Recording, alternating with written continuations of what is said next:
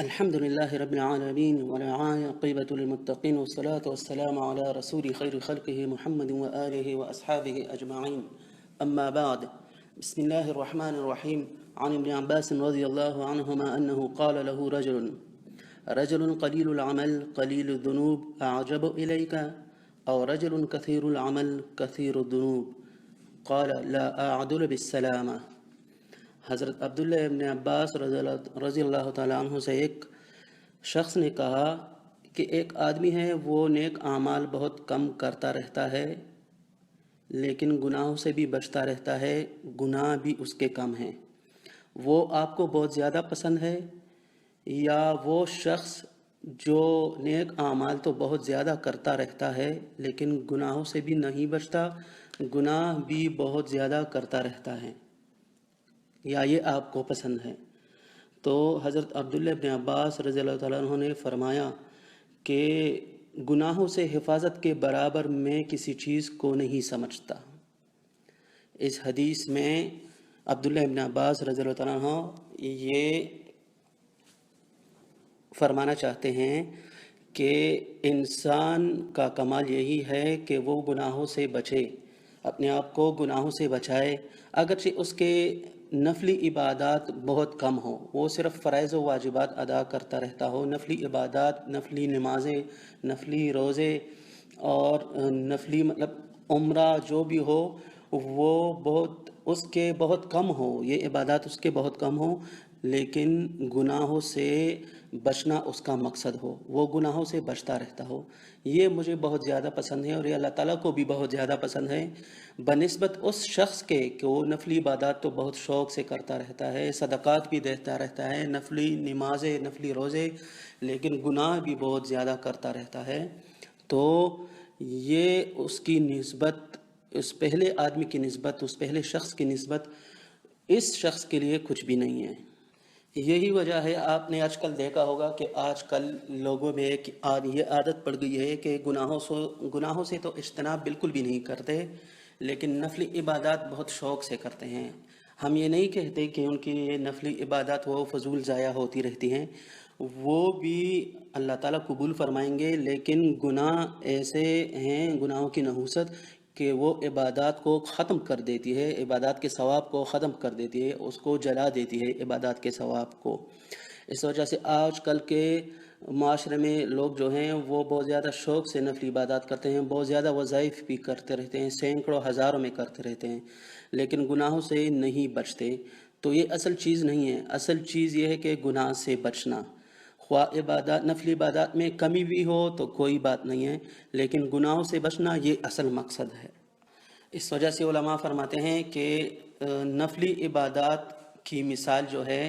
وہ اس طرح ہے جیسے وائٹامنز والی میڈیسن جو ہوں، وائٹامنز طاقت کی جو میڈیسن ہوں جو بدن کو طاقت دیتے ہوں،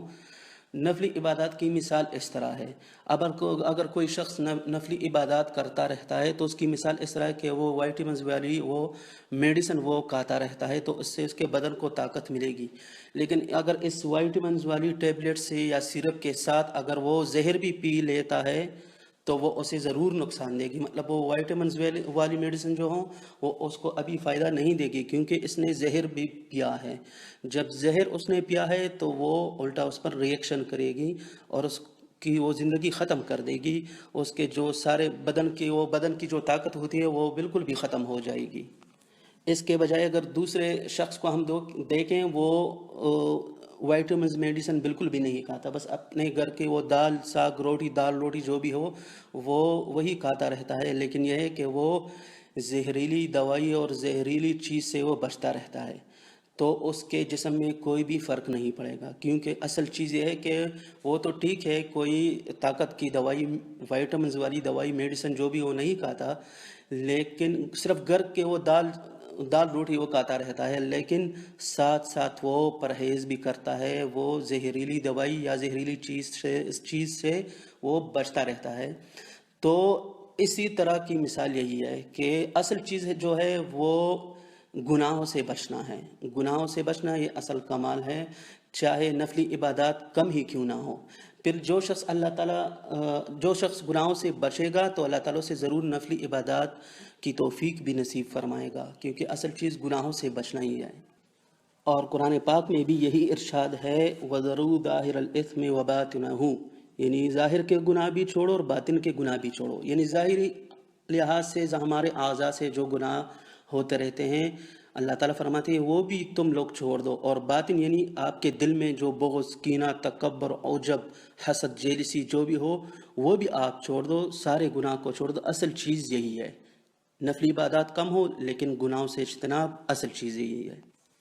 یہی وجہ ہے کہ شریعت بھی گناہوں سے بچنے کی تاکید بار بار کرتی ہے کہ گناہ چھوڑ دو، اور اس کے نقصانات بھی یہی ہیں۔ سب سے پہلا نقصان تو یہ ہے کہ گناہگار انسان وہ احسان فراموش ہوتا ہے، وہ اللہ تعالیٰ کا احسان فراموش ہوتا ہے، اس پر اللہ تعالیٰ نے ہر قسم کی نعمتیں عطا فرمائی ہیں، اس کو نصیب فرمائی ہیں، لیکن وہ پھر بھی احسان فراموش ہے، اللہ تعالیٰ کو ناراض کرتا رہتا ہے۔ اگرچہ نفلی عبادات بھی وہ کرتا رہتا ہے، فرائض بھی ادا کرتا رہتا ہے، لیکن گناہوں سے نہیں بچتا تو اللہ تعالیٰ کو ناراض کرتا رہتا ہے، اللہ تعالیٰ کے احسانات کا شکر ادا نہیں کرتا۔ تو سب سے پہلا نقصان احسان فراموشی ہے۔ دوسرا نقصان جو حدیث سے ثابت ہے وہ دل پر زنگ لگنا ہے۔ جیسے ایک حدیث کا مفہوم ہے کہ انسان جب گناہ کرتا رہتا ہے اور وہ توبہ نہیں کرتا تو اس کے دل پر ایک سیاہ نقطہ لگ جاتا ہے، پھر وہ نقطہ بڑا ہوتے ہوتے وہ نقطہ پھر اس کے سارے دل پر وہ چھا جاتا ہے، اس کا دل مکمل وہ کالا ہو جاتا ہے، وہ زنگ آلود ہو جاتا ہے، پھر اس کو توبہ کی توفیق بھی نہیں ملتی، وہ نصیحت بھی قبول نہیں کرتا، اچھے برے میں وہ تمیز بھی نہیں کرتا۔ تو یہ دوسرا نقصان ہے، دل پر زنگ لگنا۔ یہی وجہ ہے کہ جب کوئی انسان گناہوں کے عادی بن جاتا ہے، گناہ کرنے کے جب وہ عادی بن جاتے ہیں انسان، جو انسان بھی ہو جب وہ عادی بن جاتا ہے تو اس کی مثال اس طرح ہے کہ کوئی گھر ہو، کوئی کمرہ ہو، اس میں بہت زیادہ بدبو والی چیز رکھی ہو، جب باہر سے کوئی آئے تو اس کو بدبو محسوس ہوتی ہے، وہ وہاں نہیں بیٹھ سکتا، وہ واپس باہر چلا جاتا ہے۔ لیکن جو اس کمرے میں پہلے ہی سے موجود ہوتا ہے، جو اس بدبو کے ساتھ عادی ہو جاتا ہے، بدبودار چیز کے ساتھ، اسے کچھ بھی محسوس نہیں ہوتا۔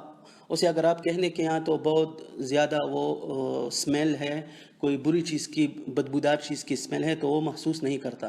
کیونکہ وہ گناہ کے ساتھ عادی ہو جاتا ہے۔ جیسے یہاں اس کمرے میں بدبودار چیز کے ساتھ کوئی شخص عادی ہو جاتا ہے، تو گناہگار لوگ جو ہوتے ہیں وہ گناہ کے ساتھ عادی ہو جاتے ہیں، پھر ان کو اچھی بری کی تمیز نہیں رہتی اور وہ گناہ کرتے رہتے ہیں، اللہ تعالیٰ کی ناراضگی کا اسے بالکل بھی خیال نہیں رہتا۔ ایک نقصان یہ بھی ہے کہ اس کی عقل خراب ہو جاتی ہے، آپ انہیں نصیحت کریں تو وہ الٹا آپ کو ڈانٹیں گے، آپ کے ساتھ بحث مباحثہ کریں گے، اس میں وہ عقل کی کمی آ جاتی ہے، اچھے برے کی تمیز بالکل بھی نہیں رہتی۔ تو کہنے کا مطلب یہ ہے کہ اصل چیز گناہوں سے اجتناب ہے۔ جیسے عبداللہ ابن عباس رضی اللہ تعالیٰ عنہما نے فرمایا کہ میرے نزدیک تو وہی انسان بہت زیادہ پسندیدہ ہے جو گناہوں سے اجتناب کرے، اس کے نفلی اعمال اور نیک اعمال فرائض واجبات کے علاوہ کم ہو لیکن گناہوں سے اجتناب کرے، یہ سب سے پسندیدہ شخص ہے میرے نزدیک بھی اور اللہ تعالیٰ کے نزدیک بھی۔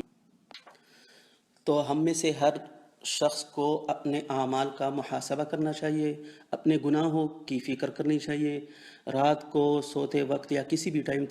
تنہائی میں سوچنا چاہیے کہ میں نے ابھی تک کیا کیا ہے، مطلب کون کون سے گناہ کیے ہیں، اللہ تعالیٰ کو کہاں راضی کیا ہے اور کہاں ناراض کیا ہے۔ تو اپنا جائزہ لینا چاہیے اور اس جائزہ کے بعد اللہ تعالیٰ کے حضور سچی توبہ کرنی چاہیے کہ میں نے آج کے بعد کبھی بھی یہ گناہ نہیں کرنا، میں آپ کے حضور سچی توبہ کرتی ہوں یا کرتا ہوں۔ جو بھی شخص ہو وہ اللہ سے اپنا تعلق بنائے، گناہوں سے سچی توبہ کرے، یہی اصل چیز ہے۔ چاہے اس کے نیک اعمال کم ہی ہو، سینکڑوں ہزار وظائف نہ بھی کریں، نوافل نہ بھی پڑھیں، لیکن گناہوں سے بچتا رہے، یہی اس کا اصل کمال ہے اور یہی شریعت کا بھی مطالبہ ہے اور یہی اللہ تعالیٰ کو بھی پسند ہے، اور یہی اس حدیث سے صحابی عبداللہ بن عباس رضی اللہ عنہ نے صاف فرمایا کہ مجھے بھی سب سے زیادہ یہی پسند ہے۔ پھر جب ہم گناہوں سے بچیں گے تو اللہ تعالیٰ ہمیں برے اور اچھے کی تمیز کی توفیق بھی اللہ تعالیٰ نصیب فرمائیں گے، پھر ہماری ضمیر جاگ جائے گی، بیدار ہو جائے گی، وہ خود ہی آواز دے گی کہ یہ کام برا ہے اور یہ اچھا کام ہے۔ تو خود ہی ہم کھینچ کے لے جائیں گے وہاں اپنے آپ کو نیک اعمال کی طرف۔ اللہ تعالی ہمیں توفیق نصیب فرمائے اور گناہوں سے بچنے کی توفیق نصیب فرمائے، نیک اعمال کرنے کی توفیق نصیب فرمائے۔ وآخر دعوانا ان الحمد للہ رب العالمین۔